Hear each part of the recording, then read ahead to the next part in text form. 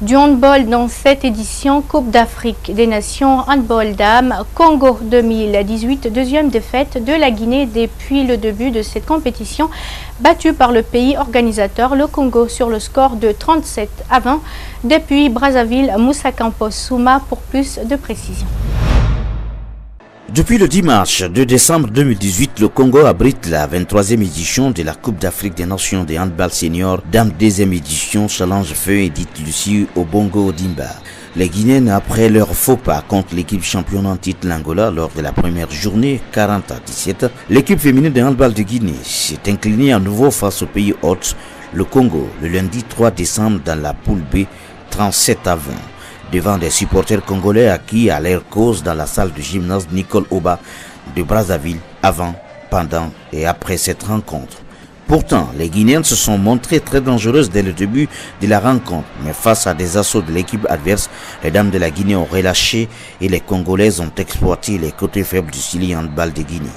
L'entraîneur des dames guinéennes est déçu du résultat, mais reste confiant pour la suite. Non, forcément, c'est pas un entraîneur abattu, c'est un entraîneur frustré. Parce que quand vous préparez une compétition pendant 6 mois pour pas pouvoir la jouer, vous êtes frustré. Et vous êtes frustré de voir vos joueuses encore plus frustrées que vous, parce que c'est elles les premières actrices. Donc, qu'est-ce que je voulais que je vous dise à part ça? Nous, on va se serrer les coudes, on va produire le mieux qu'on peut. Voilà. Pour l'entraîneur du Congo, un match ne se gagne pas avant la rencontre. J'ai l'impression que vous pensez que les matchs sont gagnés avant de les jouer. Il y a un adversaire, il faut le respecter. Ils ont de sacrées joueuses. Ils ont une joueuse qui s'appelle Djeneba Touré, qu'on connaît bien nous parce qu'elle évolue dans un des meilleurs clubs français. Et elle ne fait pas de la figuration là-bas. J'ai découvert une autre joueuse là, Djeneka. Il y a de bonnes joueuses. Le handball, c'est... Mais comme tous les sports, on ne sait jamais qui va gagner à l'avance. Pour se relancer dans cette poule B, il faut impérativement que la Guinée s'impose ce jeudi 6 décembre face au Maroc à 14h temps universel avant de croiser le vendredi 7 décembre la RD Congo à 13h temps universel.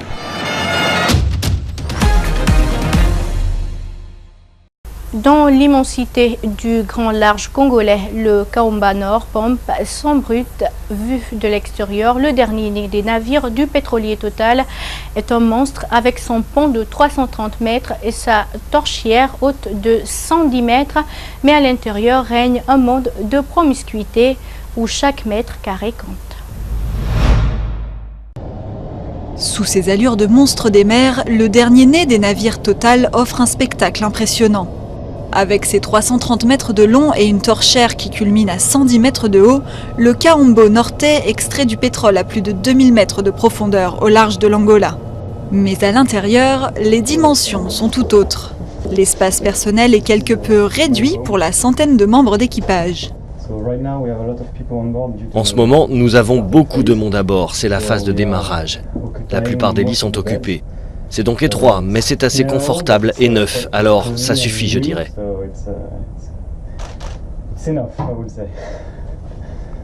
Et lorsque chaque mètre carré compte, cuisiniers et agents d'entretien jouent un rôle clé dans le bon fonctionnement du navire. Avec 23 nationalités différentes et autant d'exigences alimentaires, on n'a pas le temps de s'ennuyer derrière les fourneaux.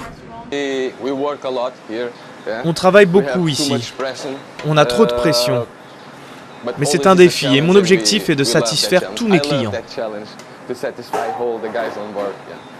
Sur le Kaombo Norte, les journées sont longues et intenses et les loisirs sont rares. Mais pour autant, l'isolement et les conditions de travail difficiles n'effraient pas ces marins un peu particuliers. On passe à côté des dates importantes, la famille, les anniversaires et tout le reste. Mais on a une certaine liberté quand on est à la maison. On a 28 jours pour faire ce qu'on veut. On peut se reposer, voyager. Quant aux femmes, elles ne sont qu'une poignée à bord, mais toutes assurent y avoir trouvé leur place. Je le dis à toutes mes collègues parce qu'ils pensaient que cet environnement n'était peut-être pas adapté aux femmes, etc. Si vous pensez que l'offshore n'est pas fait pour les femmes, regardez-moi, j'y suis et je m'y plais. Une petite bulle loin du monde et des siens. Et pour certains, le meilleur job du monde.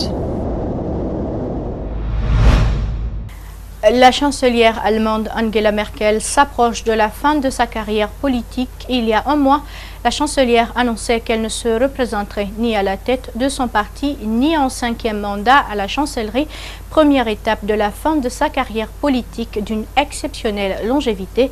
Lors du congrès des conservateurs de la CDU, elle votera donc pour son successeur à la tête du parti, qui sera peut-être également le prochain chef du gouvernement allemand. Elle était la chancelière indéboulonnable, respectée par les dirigeants étrangers et appréciée des Allemands. Après 13 ans à la tête du gouvernement et 18 à la direction de son parti conservateur, la CDU, Angela Merkel ne se représentera ni à l'un ni à l'autre de ses postes. Affaiblie par les divisions avec ses partenaires de coalition et par une série de défaites dans des scrutins régionaux, elle a dû prendre ses responsabilités. Quand les électeurs nous font clairement passer un message sur ce qu'ils pensent de la formation et du travail du gouvernement au niveau fédéral au cours des 7 derniers mois, c'est un signal clair que ça ne peut plus continuer comme ça. La chancelière avait pourtant déjà surmonté plusieurs crises. En 2011, après d'énormes manifestations, elle annonce l'arrêt des centrales nucléaires. En 2022, en 2013, après la crise traversée par la zone euro, elle est l'un des rares dirigeants européens qui réussit à se faire réélire. Mais une partie de son électorat ne lui a jamais pardonné d'avoir ouvert les portes du pays à des milliers de réfugiés d'Irak et de Syrie en 2015. Réélue après d'âpres négociations de coalition en 2017, la tenace Angela Merkel souhaite aller jusqu'à la fin de son mandat en 2021. Elle veut consolider son héritage politique, donc si elle n'est pas sous pression pour démissionner plus tôt, elle ira jusqu'au bout. Si elle arrive au terme de son mandat, Angela Merkel sera restée aussi longtemps au pouvoir que son mentor Helmut Kohl. Lors de ses débuts en politique, l'imposant chancelier la surnommait la gamine. Elle l'a ensuite remplacée à la tête du parti conservateur. Aujourd'hui, c'est elle qui regarde sa succession s'organiser. Le futur président de la CDU sera peut-être le prochain chancelier d'Allemagne.